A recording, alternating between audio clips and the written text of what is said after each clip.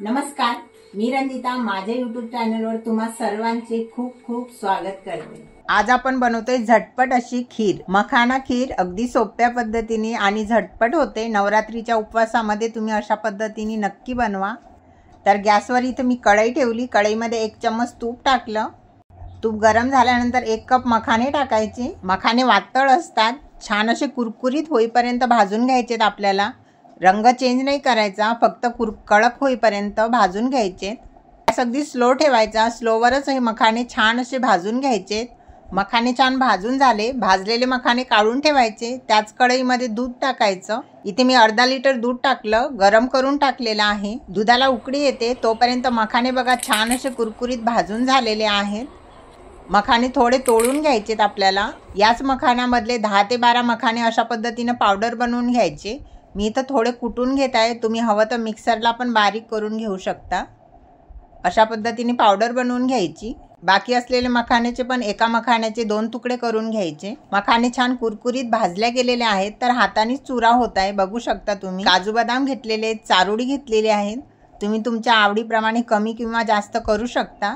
Cut करून घ्यायचे। दुधाला उकळी आल्यानंतर मखाने टाकायचे। काही मखाण्याची जी पावडर आपण बनवून घेतली ती टाकायची। मखाण्याची पावडर टाकायची आणि खिरीला छान घट्टपणा येण्यासाठी पाव कप साबुदाणा भिजवून टाकायचा। मखाण्याची खीर कशी पातळ पातळ दिसते, घट्टपणा येत नाही तिला, तर मखाने थोडे बारीक करून आणि साबुदाणा थोडा भिजवून टाकला तर मखाण्याची खीर छान अशी घट्ट आणि खूप टेस्टी खीर बनते। मिक्स करून घ्यायची आणि मखाने आणि साबुदाणा शिजेपर्यंत छान अशी शिजवून घ्यायची। बघू शकता मखाने पण सॉफ्ट झाले आणि साबुदाणा पण ट्रान्सपेरंट झालेला आहे।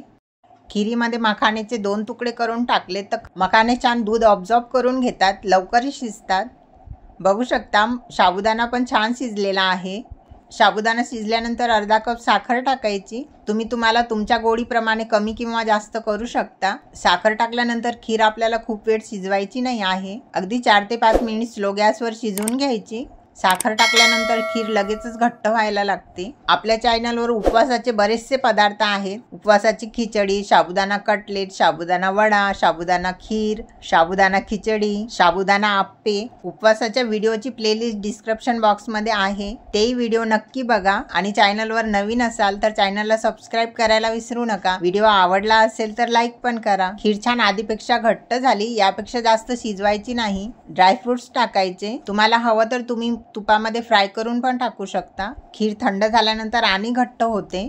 पाव चम्मच विलायची पावडर टाकायची, मिक्स करून घ्यायचं। पौष्टिक पण आणि खूप टेस्टी पण मखाण्याची उपवासाची खीर आपली तयार आहे। अशा पद्धतीने खीर तुम्ही उपवासासाठी तर बनवू शकता, अशी घरी खायला बनवू शकता तुम्ही, खूप टेस्टी बनते। मखाण्याची खीर कशी पाणी पाणी होते, दूध दूधच राहते, मखाने वेगळीकडे आणि दूध वेगळीकडे असं होते। पण तुम्ही जर साबुदाणा थोडासा टाकला तर खूप छान अशी घट्ट मखाण्याची खीर बनते। तर आजचा व्हिडिओ तुम्हाला कसा वाटला कमेंट करून नक्की सांगा। व्हिडिओ आवडला असेल तर लाईक करा। असे छान छान व्हिडिओ पाहण्यासाठी चॅनलला सबस्क्राईब करायला विसरू नका। संपूर्ण व्हिडिओ बघितल्याबद्दल खूप खूप धन्यवाद। असाच भरभरून सपोर्ट करत राहा। थँक्यू।